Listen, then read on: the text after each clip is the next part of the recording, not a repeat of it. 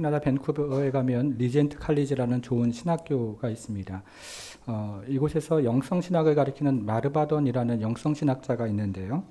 이 사람은 10대 시절에 홍역 바이러스로 췌장이 망가진 이후에 늘 병마와 싸우는 인생을 살았습니다. 그 이후에는 한쪽 시력을 잃었고요. 그 다음에 두 다리는 걸을 수 없을 정도로 망가졌습니다. 그리고 그 이후에는 또 신장을 이식하는 수술을 받았고, 그리고 장은 일부를 잘라내었고, 자궁은 척추를 했고, 그리고 암 수술은 2번을 받았습니다. 그러니까 인생의 순간순간마다 굉장한 고난을 경험한 사람입니다. 여러분, 오늘 우리가 살펴보는 요셉의 인생도 그렇습니다. 요셉은 형들에게 팔려가서 애굽으로 가게 되었는데요. 처음에는 애굽의 왕 보디발의 친위 대장인 보디발의 집에서 종살이를 하게 되었고, 그 다음에는 억울한 누명을 쓰고 감옥에 들어가서 옥살이를 하게 되었습니다. 요셉의 인생도 참 고난의 연속이었다 하는 생각이 듭니다. 그래서 오늘은 하나님께서 함께 하실 때 우리에게 일어나는 일이라는 제목으로 요셉의 고난에 대해서 함께 생각을 해보겠습니다. 오늘 본문은 창세기 39장, 창세기 40장 두 장에 걸쳐서 살펴보기를 원하는데요. 여러분들께서 오늘 본문을 잘 아시는 내용이고 또 오늘 본문의 내용이 많기 때문에 우리가 이 두 본문을 좀 간단하게 요약을 하면서 살펴보겠습니다. 주보 서면에 말씀 노트가 있는데요. 오늘 우리가 살펴보는 첫 번째 본문은 창세기 39장입니다. 이 창세기 39장은 요셉의 애굽에서의 종살이에 대해서 이야기를 하고 있는데요. 여러분 첫째 옆에다가 애굽에서의 종살이라고 한번 적어보겠습니다. 우리는 첫 번째로 창세기 39장을 살펴보려고 하는데요. 이 창세기 39장은 애굽에서의 종살이에 대한 이야기로 되어 있습니다. 그런데 우리가 지금부터 살펴보는 요셉의 애굽에서의 종살이에는 매우 중요한 신학적인 진술로 오늘 본문은 시작을 합니다. 여러분 2절을 한번 보셔요. 2절 어떤 말로 시작을 합니까? 여호와께서 요셉과 함께 하심으로. 여기 표시를 한번 해보겠습니다. 자, 3절도 한번 보십시오. 3절 중간쯤인가요? 여호와께서 그와 함께 하심. 여기도 표시를 한번 해보셔요. 요셉이 애굽에서 종살이를 할 때 여호와께서 요셉은 함께 하시는 것을 굉장히 깊이 경험을 했습니다.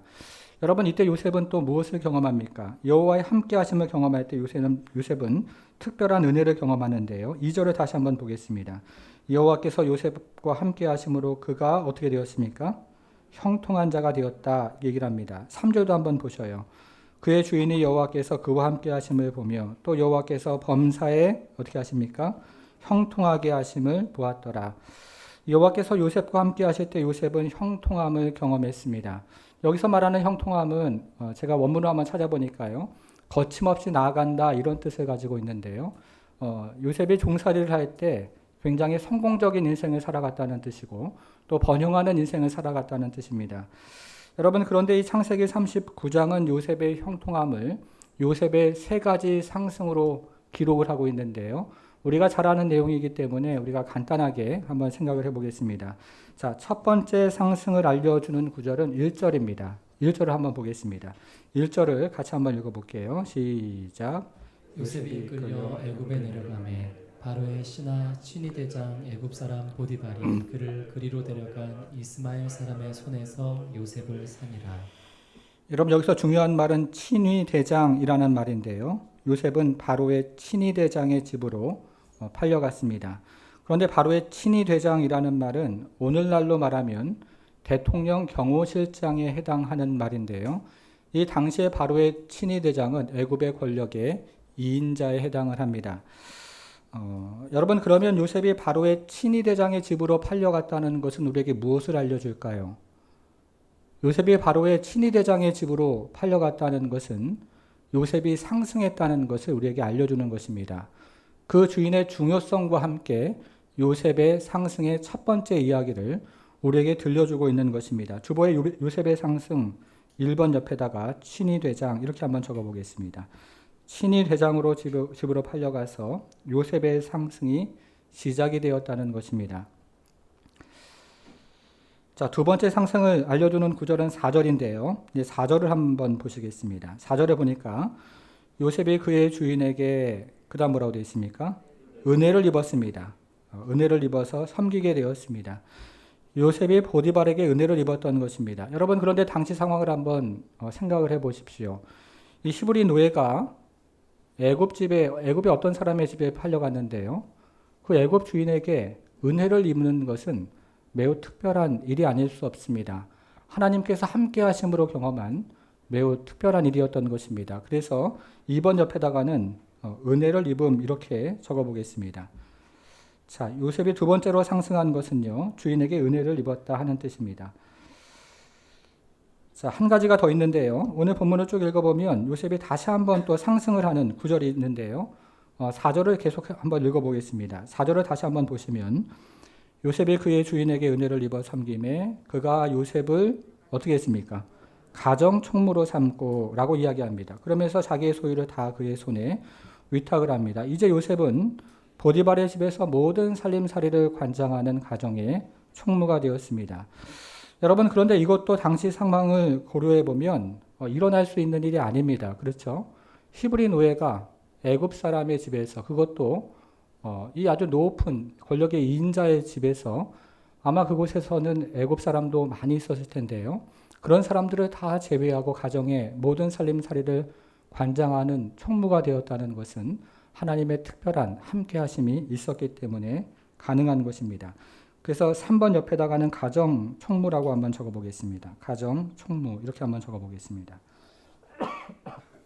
자, 우리는 지금까지 요셉의 세 가지 상승을 함께 살펴보았는데요. 첫 번째 상승은 바로의 친위대장 보디발의 집으로 팔려가는 것이고요.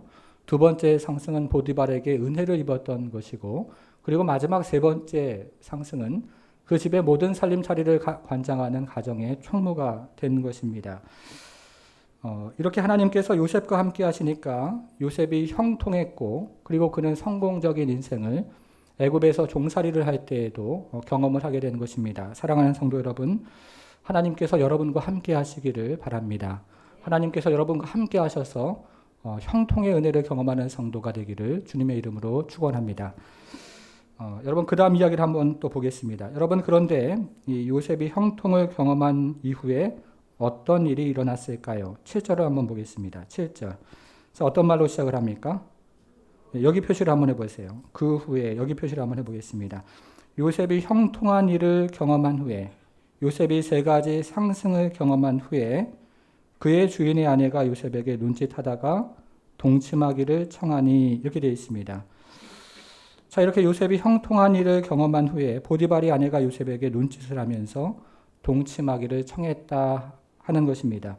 근데 여기 사용되는 눈짓하다 그리고 동침하다는 말은 성경에서 결혼 관계 안에서는 사용하지 않는 단어들입니다. 여기에 사용되는 눈짓하다 그리고 동침하다는 말은 성경에서 결혼 밖에서 이루어지는 비정상적인 남녀 관계를 이야기할 때 사용하는 말입니다. 여러분 그래서 요셉의 하강 1번 옆에다가 유혹이라고 한번 적어보겠습니다. 보디발의 아내의 유혹으로 요셉의 하강이 시작이 됩니다. 그래서 1번 옆에다가 유혹이라고 적어보겠습니다. 여러분 그러면 이 요셉은 보디발의 아내 유혹에 대해서 어떻게 합니까? 매우 단호하게 거절을 하는데요. 그 다음 내용을 여러분 읽어보시면 주인의 아내를 범하는 것은 자신을 신뢰하는 주인에 대한 배신이다. 이렇게 이야기를 하기도 하고요. 또 주인의 아내를 범하는 것은 그 주인 자신에 대한 배신이다. 이런 이야기도 하고 또 무엇보다도 다른 아내를 범하는 것은 하나님께 큰 범죄를 짓는 것이다. 이렇게 이야기를 하면서 보디발의 아내 요구를 단호하게 거절을 하고 있습니다. 그러나 보디발의 아내는 집안에 아무도 없는 틈을 이용해서 요셉에게 가까이 다가와서 그의 옷을 잡으면서까지 동침하기를 요구를 하니까 요셉은 이제 급한 나머지 그의 옷을 벗어놓고 도망을 가는 일이 일어났습니다. 여러분 잘 아시는 내용인데요. 그러자 보디발의 아내는 이제 거짓말로 요셉을 비방하기를 시작합니다. 그 내용이 13절부터 15절에 나오는데 자 이번에 13절부터 15절은 같이 읽어보겠습니다. 같이 읽을게요. 시작. 그 여인이 요셉이 그의 옷을 자기 손에 버려두고 도망하여 나감을 보고 그 여인의 집 사람들을 불러서 그들에게 이르되 보라 주인이 히브리 사람을 우리에게 데려다가 우리를 희롱하게 하는도다. 그가 나와 동침하고자 내게로 들어오므로 내가 크게 소리 질렀더니 그가 나의 소리 질러 부름을 듣고 그의 옷을 내게 버려두고 도망하여 나갔느니라 하고. 이제 보디발의 아내는 집안 사람들을 다 불러 모아놓고 요셉이 자신을 실용했다는 거짓말을 하면서 요셉에 대해서 거짓 고소를 하고 있습니다. 여러분 그런데 14절을 한번 보시면요. 이 보디발의 아내는 요셉을 히브리 사람이라고 이야기하고 자신과 집안 사람들을 우리라고 이야기를 하면서 우리가 남이가 하는 정서에 고소를 하고 있습니다. 그리고 이 보디발의 아내는 이제 남편이 집으로 돌아오자 남편에게도 마찬가지 전략 뭐 이런 것들을 쓰는데요. 자신과 남편은 우리라고 묻고 그리고 이번에도 요셉을 히브리 사람이라고 이야기를 하면서 다시 한번 우리가 남이가 이런 정서에 고소를 하고 있습니다. 요셉의 하강 두 번째인데요. 요셉의 하강 2번 옆에다가는 거짓 비방이라고 적어보겠습니다. 거짓 비방을 하면서 요셉을 점점 궁지로 몰아넣고 있다는 뜻입니다. 여러분 그래서 요셉은 결국 어떻게 될까요? 19절과 20절을 보겠습니다. 19절과 20절. 그의 주인이 자기 아내가 자기에게 이르기를 당신의 종이 내게 이같이 행하였다 하는 말을 듣고 심히 노한지라. 이에 요셉의 주인이 그를 잡아 어떻게 했습니까? 옥에 가두었습니다.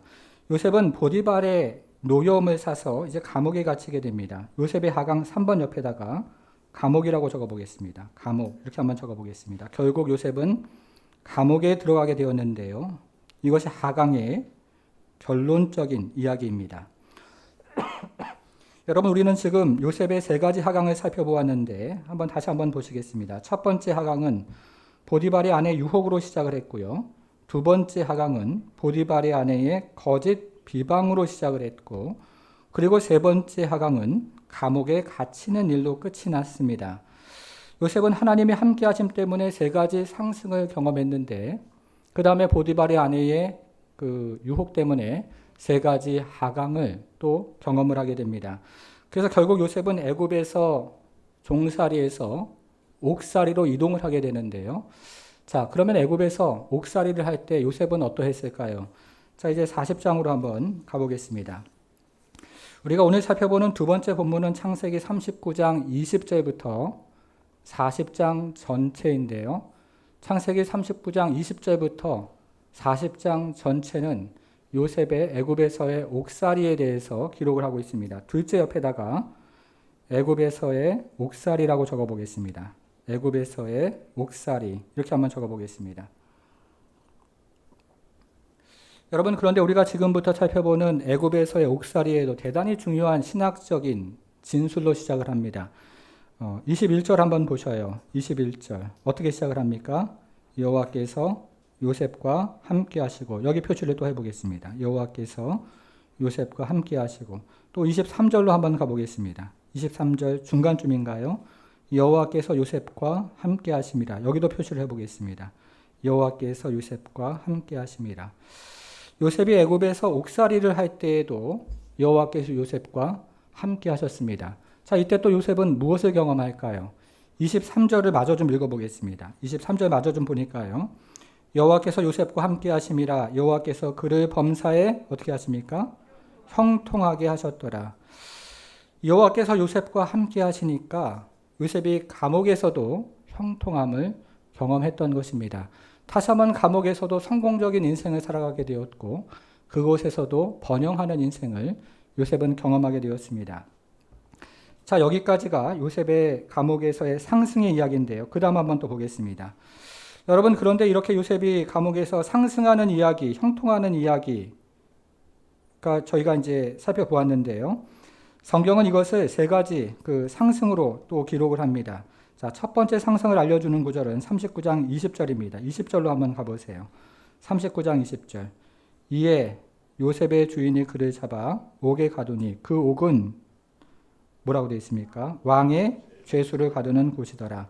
요셉이 옥에 갇혔으나 여기서 중요한 말은 왕의 죄수라는 말인데요. 요셉은 왕의 죄수들을 가두는 감옥에 갇혔습니다. 여러분 그러면 요셉이 왕의 죄수들을 가두는 감옥에 갇혔다는 것은 또 우리에게 무엇을 알려줍니까? 여기서도 요셉의 상승을 알려줍니다. 왕의 죄수들의 중요성을 말하면서 요셉이 감옥에서도 상승하기 시작했다는 것을 우리에게 알려주고 있는 것입니다. 그래서 요셉의 상승 1번 옆에다가 왕의 죄수라고 적어보겠습니다. 왕의 죄수들이 가두는 감옥에 요셉이 함께 갇힘으로 요셉의 상승이 시작되더라 하는 것을 우리에게 알려주는 것입니다. 자, 두 번째 상승을 알려주는 구절은 21절인데요. 39장 21절을 보겠습니다. 21절. 여호와께서 요셉과 함께 하시고 그에게 인자를 더하사, 얼마나 은혜롭습니까? 그렇죠? 간수장에게, 그 다음 보세요. 은혜를 받게 하심에. 자, 요셉은 간수장에게 은혜를 받았습니다. 여러분, 근데 이 상황도 다시 한번 생각을 해 보십시오. 왕의 친위대장의 아내를 희롱한, 그것도 히브리 노예가 간수장에게 은혜를 받는 것은 결코 흔한 일이 아니었을 것입니다. 여호와께서 함께 하심으로 이런 일이 가능했을 것입니다. 그래서 요셉의 상승 두 번째에다가는요, 은혜를 받음, 이렇게 한번 적어보겠습니다. 은혜를 받음. 자, 세 번째 상승을 알려주는 구절도 있는데요. 자, 세 번째 상승을 알려주는 구절은 39장 22절입니다. 22절도 한번 보겠습니다. 간수장이 옥중 죄수를 다 요셉의 손에 맡김으로 그 재반 삼으로 요셉이 처리하고, 이번에는 요셉이 감옥의 모든 살림살이를 담당하는 총무가 되었습니다. 근데 이 상황도 이 특별한 상황이라고 그렇게 우리가 이해가 되어지는데요.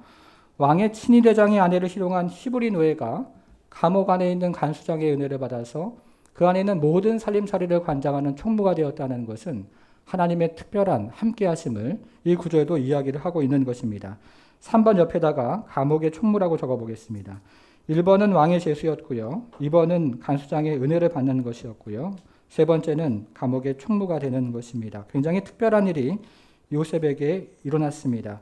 이것은 모두 요셉의 상승에 대해서 이야기를 하고 있는 것인데요. 다시 한번 정리를 하면 첫 번째 상승은 왕의 제수가 갇히는 감옥에 요셉이 간 것이고요. 두 번째 상승은 간수장으로부터 은혜를 받은 것이고요. 세 번째 상승은 감옥에서 총무가 된 것입니다. 여호와께서 함께 하시니까 감옥에서도 다시 한번 형통함을 경험하고 있습니다. 감옥에서도 인생이 잘 풀리고 그리고 성공적인 인생을 살아가는 것을 경험을 했던 것입니다. 여러분, 그런데요, 이렇게 형통함을 경험한 이후에 요셉은 또 무엇을 경험할까요? 이번에는 40장 1절로 가보겠습니다. 40장 1절로 가보겠습니다. 자, 어떤 말로 시작을 합니까? 예, 거기 표시를 또 한번 해보겠습니다. 그 후에. 형통함을 경험한 후에. 그렇죠? 그리고 세 가지 상승을 경험한 후에. 자, 어떤 일이 일어납니까? 애굽 왕의 술 맡은 자와 떡 굽는 자가 그들의 주인 애굽 왕에게 범죄한지라. 여기서 술 맡은 자는 왕의 음료를 책임지는 사람이고 떡 굽는 자는 왕의 식탁을 책임지는 사람인데요. 이 사람들이 왕에게 범죄해서 요셉이 갇혀 있는 감옥에 들어오게 되었습니다. 그러던 어느 날 이 두 사람이 꿈을 꾸었습니다. 자, 첫 번째 술 맡은 관원의 꿈인데요. 이 술 맡은 관원은 포도나무가 그 앞에 나타나는 꿈을 꾸었는데, 이 포도나무에서 세 가지가 거기서 싹이 나고 꽃이 피고 포도 송이가 열리는 꿈을 꾸었습니다. 그 술 맡은 관원은 포도 송이에서 포도즙을 짜서 왕에게 진상을 했습니다. 이때 요셉은 포도 송이에서 포도즙을 따서 왕에게 진상을 하는 것을 좋은 징조라고 해석을 했고, 나무 가지 3개가 있는 것을 사흘이라고 해석을 했습니다. 그래서 사흘 후에 복직이 될 것이라고 말을 해 주었습니다. 그리고 이렇게 좋은 일이 일어나면 나를 꼭 기억해 달라고 부탁을 합니다. 자, 두 번째는 떡 굽는 관원의 꿈인데요. 이 떡 굽는 관원 머리 위에 흰 떡이 들어있는 3개의 광주리가 이 꿈에 보였고요. 그런데 새가 날아와서 그 광주리 안에 있는 떡을 먹는 꿈을 꾸었습니다. 이때 요셉은 관원의 머리 위에 있는 3개의 광주리를 사흘이라고 해석을 했고, 새가 날아와서 그 안에 있는 떡을 먹는 것을 불길한 징조로 해석을 해서 새가 이 관원의 살을 뜯어먹을 것이라고 해석을 했습니다. 그리고 요셉의 말대로 3일 후에 술 맡은 자는 복직이 되었고 떡 굽는 자는 새들의 먹이가 되었습니다. 여러분, 그런데 이 이야기는요, 우리가 지금 살펴보고 있는 40장, 이 40장의 이야기는 결론, 마지막 구절이 대단히 중요합니다. 마지막 구절로 한번 가보셔요. 몇 절입니까? 23절이죠. 23절 같이 한번 읽어보겠습니다. 시작. 술 맡은 관원장이 요셉을 기억하지 못하고 그를 잊었더라. 자, 결론의 이야기인데요. 우리가 지금 살펴보는 40장 어떤 말로 시작했습니까? 어떤 말로 시작했어요? 그 후에라는 말로 시작을 했습니다. 자, 우리가 지금 살펴보는 40장 어떤 말로 마무리가 됩니까? 술 맡은 관원장이 요셉을 기억하지 못해서 요셉이 계속 감옥 생활을 했다 하는 말로 마무리가 됩니다. 그래서 이 40장의 이야기는요, 요셉의 하강에 대해서 이야기를 하는 것인데요. 그 후에 요셉이 술 맡은 관원장의 기억하지 못함으로 감옥 생활이 계속되었다 하는 요셉의 하강의 이야기로 이 40장은 마무리가 되어집니다. 여러분, 그래서 요셉의 하강 옆에다가 잊혀짐 이렇게 한번 적어보겠습니다. 술 맡은 관원이 요셉을 잊어버리는 바람에 요셉의 감옥 생활은 계속되었다는 뜻입니다. 이렇게 요셉은 하나님의 함께 하심으로 말미암아 다시 상승을 경험하지만 이 술 맡은 관원으로 말미암아 다시 하강을 경험합니다. 여러분, 우리가 오늘 지금 두 장을 살펴보고 있는데요. 창세기 39장 또 창세기 40장인데요. 여기에는 일정한 패턴이 있습니다. 여러분 이제 요약하신 것들을 한번 보셔요. 자, 첫째는 창세기 39장. 자, 창세기 39장은 요셉의 세 가지 상승과 요셉의 세 가지 하강에 대한 이야기고요. 자, 창세기 40장을 보니까 여기도 요셉의 세 가지 상승과 요셉의 하강에 대한 이야기입니다. 그렇죠? 이렇게 이야기가 진행이 됩니다. 자, 다시 한번 이제 두 장을 좀 요약을 해보겠습니다. 먼저 창세기 39장을 한번 보십시오. 요셉은 애굽에서의 종살이를 하면서 세 가지 상승을 경험했습니다. 그렇죠? 그것이 전반부의 이야기입니다. 여러분, 그 이후에 요셉은 그런데 무엇을 경험하던가요? 세 가지 하강을 경험했습니다. 자, 40장의 이야기를 다시 한번 보겠습니다. 40장의 이야기. 요셉은 애굽의 종살이를 하면서도 세 가지 상승을 경험했습니다. 그런데 그 이후에 또 무엇을 경험합니까? 하강을 경험합니다. 여러분, 그런데 여기서 제 생각에는요, 요셉의 상승에 포인트가 있는 것이 아니고 요셉의 하강의 이야기에 포인트가 있습니다. 상승의 이야기도 중요하지만 요셉이 밑으로 내려오는 하강의 이야기가 39장도 그렇고요, 40장도 더 중요합니다. 여러분, 그런데 우리가 이 본문을 읽을 때 이 하강의 이야기를 염두에 두면서 읽을 때 저지르기 쉬운 실수가 한 가지 있습니다. 이 본문을 읽으면서 저지르기 쉬운 실수는 요셉의 애굽에서의 종살이를 할 때나 옥살이를 할 때 육신은 무척이나 힘들었겠지만 마음만은 평안했겠구나 하는 생각을 하는 것입니다. 특별히 하나님께서 요셉과 함께 하셨기 때문에 요셉의 마음은 육신과는 달리 평안했을 것이라고 생각을 합니다. 더군다나 요셉은 믿음의 사람이고 꿈의 사람이었기 때문에 이 정도의 고난쯤은 넉넉히 이겨냈을 것이라고 생각하는 것입니다. 여러분, 그러면 요셉은 믿음의 사람이고 꿈의 사람이었기 때문에 어떤 고난도 넉넉히 이겨내는 그런 사람이었을까요? 이 질문에 대한 답을 찾아가는 것이 매우 중요한데요. 성경을 앞으로 넘겨서 창세기 37장 23절, 24절로 가보겠습니다. 한번 넘겨보셔요. 창세기 37장 23절, 24절을 보겠습니다. 저희가 이 구절을 창세기 37장을 할 때 함께 생각을 해보았는데요. 요셉이 이제 형들에게 왔을 때 형들이 요셉을 어떻게 대했는가 하는 내용이었습니다. 같이 읽어보겠습니다. 시작. 요셉이 형들에게 이르되 그의 형들이 요셉의 옷 곧 그가 입은 채색 옷을 벗기고 그를 잡아 구덩이에 던지니 그 구덩이는 빈 것이라 그 속에 물이 없었더라. 없었더라. 요셉의 형들이 요셉을 잡아다가 요셉이 입고 있던 채색 옷을 벗겨버리고 요셉을 구덩이에 던져버렸습니다. 여러분, 그러나 요셉은 하나님께 함께 하시는 사람이기 때문에 구덩이 정도에 들어가는 그런 정도의 고난은 넉넉히 이겨내야 합니다. 믿음의 사람이고 또 꿈의 사람이었기 때문에 구덩이에 들어가서 찬송하며 그리고 통성으로 기도하면서 넉넉히 이겨내야 합니다. 여러분, 그런데 성경은 무엇을 이야기합니까? 이번에는 뒤로 가서요. 42장 21절로 가보겠습니다. 42장 21절로 가보겠습니다. 42장 21절 찾았습니까? 네. 찾으셨어요? 네. 그들이 서로 말하되 우리가 아우의 일로 말미암아 범죄하였도다. 이건 지금 형들이 이야기하는 것인데요. 형들이 기근 때문에 애굽으로 내려가서 아우에게 했던 일을 후회하면서 하는 이야기입니다. 요셉을 구덩이에 던지고 팔았던 일을 가리켜서 후회하면서 범죄하였도다. 그렇게 이야기를 하는 것입니다. 그 이후의 이야기를 조금 더 보겠습니다. 그가 우리에게 구덩이에 들어갔을 때, 팔렸을 때 어떻게 했다고요? 애거를 했습니다. 애거를 할 때에 그의 마음은 어땠습니까? 괴로웠습니다.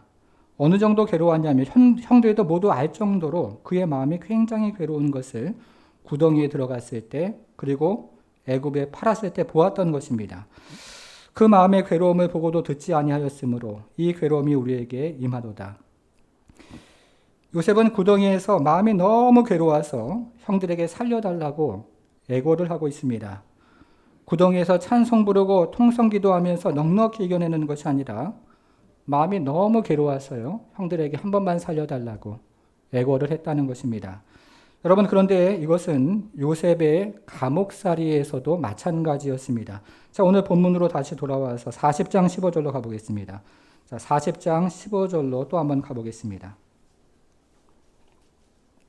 40장 15절 찾았습니까? 네. 자, 이것은 술 맡는 관원장의 꿈을 해몽해 주면서요.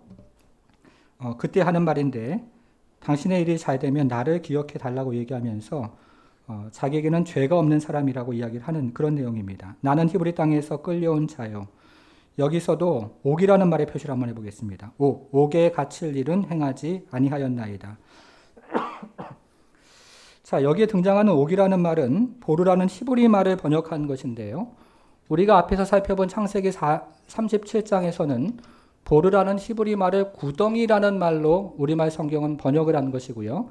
여기서 40장에서는 옥이라는 말로 번역을 한 것입니다. 다시 말하면 창세기 37장의 구덩이라는 말과 창세기 40장의 옥이라는 말은 우리말 성경에서는 다른 말로 되어 있지만 원문 성경에서는 같은 말로 되어 있습니다. 같은 말을 다르게 우리말 성경이 번역한 것입니다. 여러분, 그러면 요셉이 옥을 의미하는 다른 단어가 성경에 있음에도 불구하고 구덩이를 의미하는 보르라는 단어를 사용하고 있는 이유가 과연 무엇일까요? 자, 39장 20절로 한번 가보세요. 지금 저희가 여러 구절을 함께 찾아보고 있는데요. 39장 20절로 한번 가보겠습니다. 자, 이에 요셉의 주인이 그를 잡아서 어디 가뒀습니까? 옥에. 그 옥은 이렇게 설명을 하죠. 여기에 등장하는 옥은 다른 말로 되어 있습니다. 베이트 하소알이라는 단어를 번역한 것인데요. 여기서 이야기하는 옥, 베이트 하소알은 둥근 집이라는 뜻을 가지고 있습니다. 아마도 욥이 갇혔던 그 옥이 둥근 모양을 하고 있었던 모양입니다. 그런데 요셉이 옥을 의미하는 이런 단어가 있음에도 불구하고 구덩이를 의미하는 보르라는 단어를 오늘 본문에서 일부러 사용하고 있는 이유는 요셉의 고통, 옥에서 경험했던 고통이 어떠했는가를 우리에게 알려주고 있는 것입니다. 요셉이 옥을 의미하는 다른 단어가 성경에 있음에도 불구하고 구덩이를 의미하는 보르라는 단어를 사용하는 이유는 구덩이에서 경험했던 그 막막함, 그리고 그 칠흑 같은 어두움, 그리고 그때 경험했던 그 고통, 그 고난을 지금도 경험하고 있다는 것을 우리에게 알려주고 있습니다. 여러분, 제가 이렇게 해석하고 있는 근거가 있는데요. 시편 105편으로 한번 가보겠습니다. 성경을 한번 또 가보셔요. 105편 17절, 18절 여기를 좀 접어두시고요. 879페이지로 한번 가보겠습니다. 같이 한번 넘겨볼게요. 화면에도 나오지만 여러분 성경을 한번 넘겨보겠습니다. 879페이지 시편 105편 17절, 18절인데요. 지금 17절, 18절은 요셉에 관한 이야기를 하고 있는 구절입니다. 17절을 보시면요. 여러분 찾으셨습니까? 네. 그가 한 사람을 앞에 보내셨으며 이 한 사람이 누구냐면 요셉을 지금 이야기하고 있는 것입니다. 하나님께서 한 사람 요셉을 애굽에 앞에 보내셨다는 것입니다. 자, 그러면 애굽에서의 요셉의 옥살이가 어땠는가 하는 것을 18절에 이야기하고 있는데요. 그의 발은 어떻게 되어 있습니까? 차고를 차고 그의 몸은 쇠사슬에 매였으니 이것을 문자적으로 해석을 하면 요셉의 발은 차고를 차고 있었고 요셉의 몸은 쇠사슬에 묶여 있었다는 뜻입니다. 감옥에서 다른 사람들을 수종들거나 일하는 시간을 제외하고 요셉의 발은 늘 착고에 채워졌고 요셉의 몸은 쇠사슬에 묶여 있었던 것입니다. 만일에 이것을 상징적으로 해석을 하면요.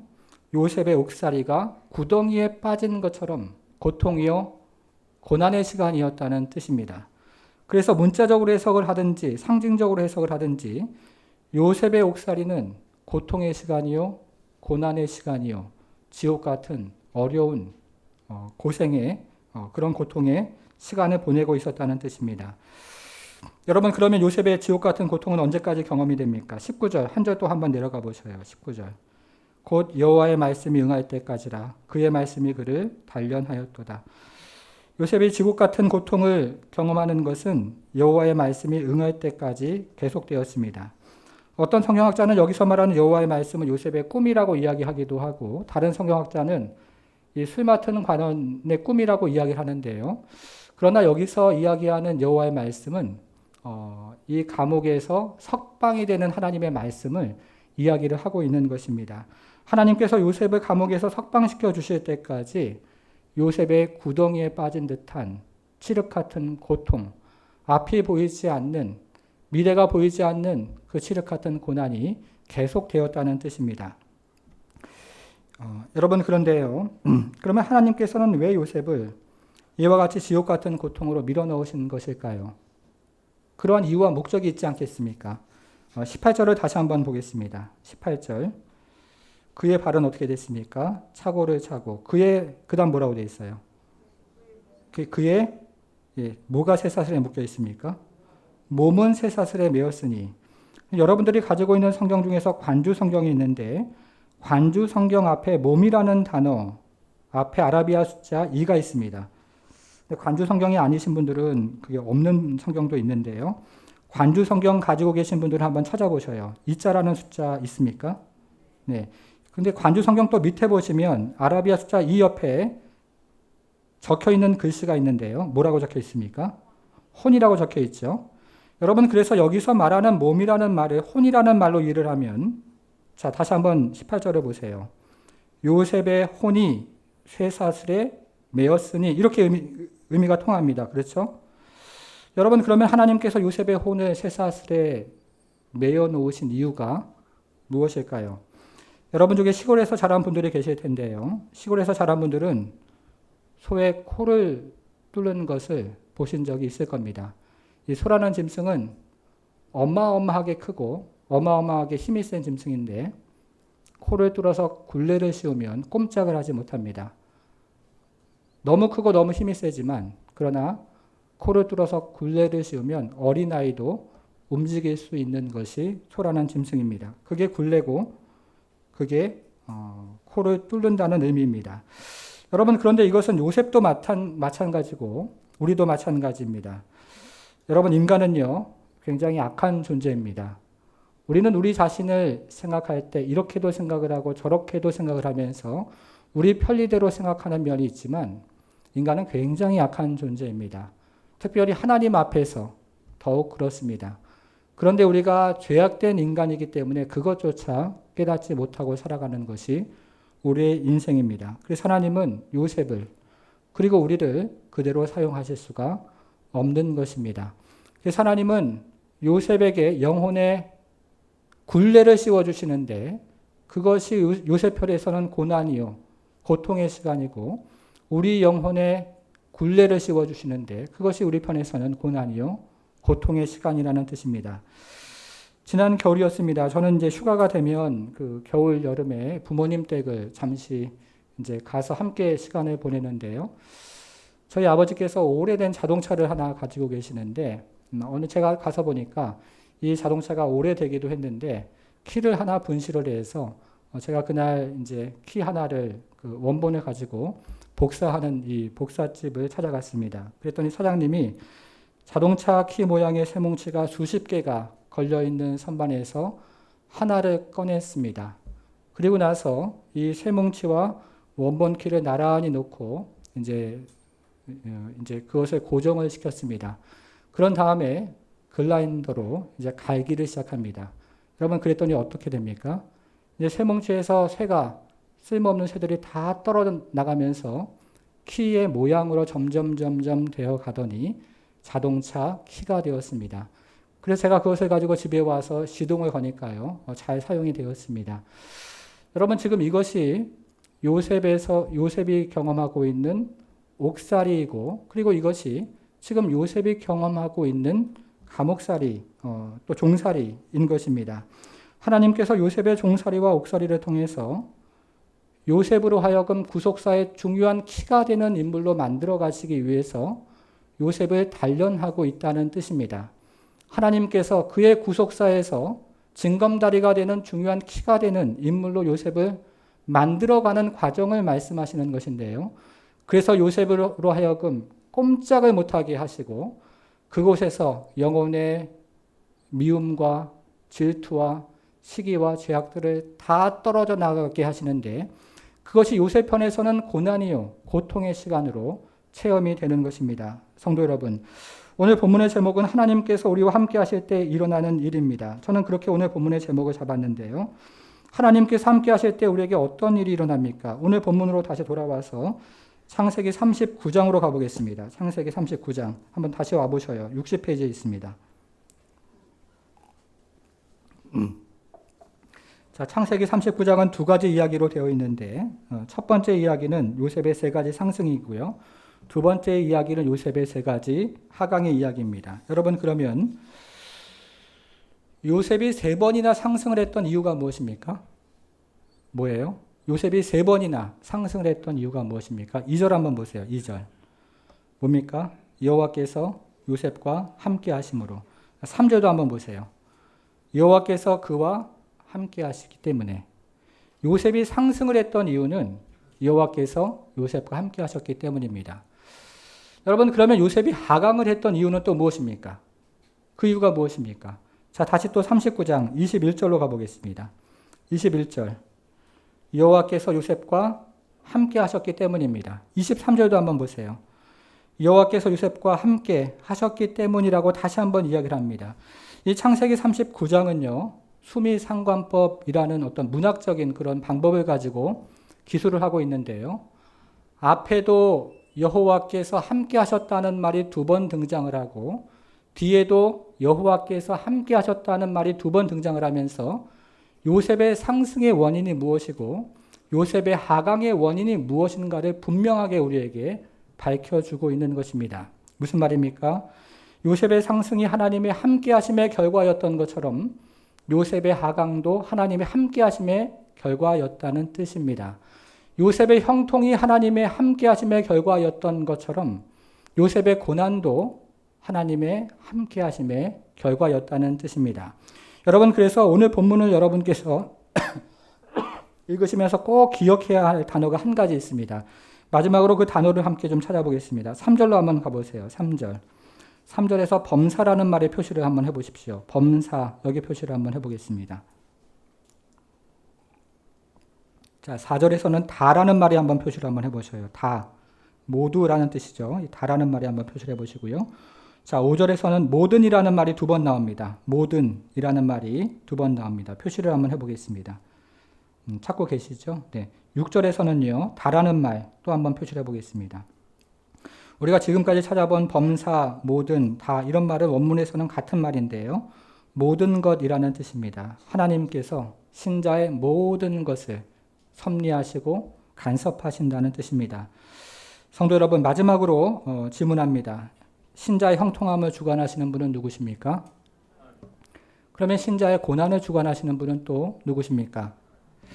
사랑하는 성도 여러분, 하나님은 오늘도 살아계셔서 우리의 형통함도 주관하실 뿐만 아니라 우리의 고난도 주관하시는 하나님인 것을 믿으시기를 바랍니다. 그래서 하나님께서 우리 인생의 모든 것이 협력해서 선을 이루게 하시는데요. 우리 안에 착한 일을 시작하시는 이가 그리스도의 예수의 날까지 형통함과 고난을 통해서 이루어 가시는 것을 믿는 성도의 인생이 되기를 주님의 이름으로 축원합니다. 기도하겠습니다.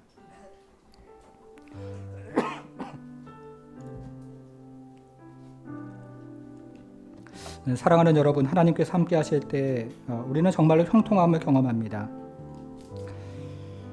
정말로 그런 것을 경험하시는 분들이 계셔요. 나의 능력, 나의 힘만 가지고는 그렇게 될 수가 없는데 하나님께서 나를 도우시고 인도하셔서 정말 이건 나의 힘으로 한 것이 아니다, 나의 능력으로 한 것이 아니다 하는 고백과 함께 하나님의 형통을 경험하는 성도들이 인생 가운데 있습니다. 아마 요즘 여러분께서도 그런 형통을 경험하시는 분들이 있을지 모르겠습니다. 여러분, 그런데 하나님께서 함께 하실 때 경험하는 것이 또 하나 있습니다. 그것이 무엇이냐면 오늘 본문이 이야기하는 고난입니다. 이것은 나의 실수가 아닌 것 같은데, 이것은 나의 죄가 아닌 것 같은데, 돌아보면 실수도 있고 죄도 있겠죠. 그러나 그럼에도 불구하고 나의 실수와 죄를 넘어서는 고난을 당하는 그런 때, 그런 성도가 있습니다. 그 고난에는 하나님이 함께 하신다는 의미가 있고요. 또 그 고난에는 하나님의 목적이 있다는 의미가 있습니다. 하나님께서 우리를 사랑하셔서 우리에게 형통함도 주시지만 하나님께서 또 우리를 사랑하셔서 우리를 아주 중요한 인물로 빚어가시는, 키와 같은 인물로 빚어가시는 그런 의미가 그 안에는 있다는 뜻입니다. 사랑하는 성도 여러분, 지난 한 주 가운데 고난당한 성도는 없습니까? 또 지난 한 달 가운데 고통 가운데 있는 성도는 없습니까? 하나님 앞에 다시 한번 우리를 돌아보면서 기도하는 자리로 나가기 원합니다. 하나님은 고난을 통해서 우리를 하나님의 사람으로 빚어가시는데요. 그것을 믿음으로 하나님의 목적과 뜻이 우리 인생 가운데 온전히 이루어질 것을 다시 한번 기억하며 기도하기 원합니다. 잠시 기도하겠습니다.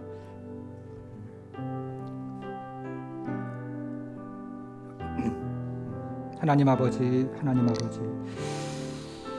우리 가운데 형통함을 경험하는 성도가 있습니까? 주 앞에 찬양하게 하시고 또 하나님 아버지 감사하게 하나님 도와주셔서 나의 능력과 나의 힘만으로 되는 것이 아니라 여호와께서 우리를 살리시고 인도하시는 것들을 기억하며 주 앞에 나가는 성도가 될 수 있도록 우리 하나님 함께해 주옵소서.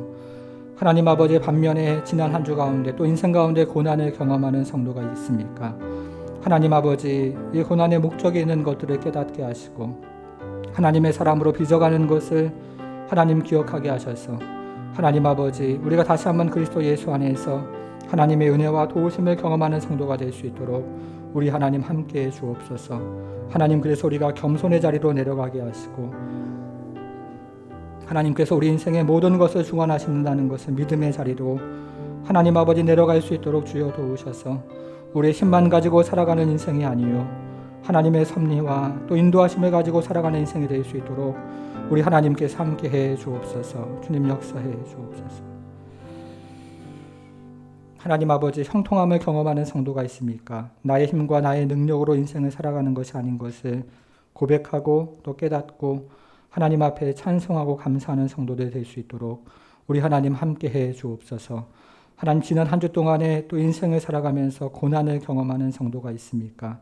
하나님 아버지, 다시 한번 우리 자신을 돌아보게 하시되 하나님께서 우리를 하나님의 사람으로 빚어가셔서 결국에는 정금같이 연단하는 과정인 것들을 깨닫고 또 주님 앞에서 믿음의 사람으로 나오는 시간들이 될 수 있도록 우리 하나님 함께해 주옵소서. 그래서 우리가 막막할 때, 어둠 가운데 있을 때, 고통의 시간을 지나갈 때 우리 하나님께서 함께 하신다는 믿음을 가지고 또 섭리하신다는 믿음을 가지고 이 말씀을 꼭 기억하며 살아갈 수 있도록 주님 도와주시고 우리 하나님께서 우리와 함께 하심으로 말미암아 이것이 협력하여 선을 이루는 것도 경험할 수 있도록 우리 하나님 함께해 주옵소서. 감사드리며 예수님의 이름으로 기도하옵나이다. 아멘.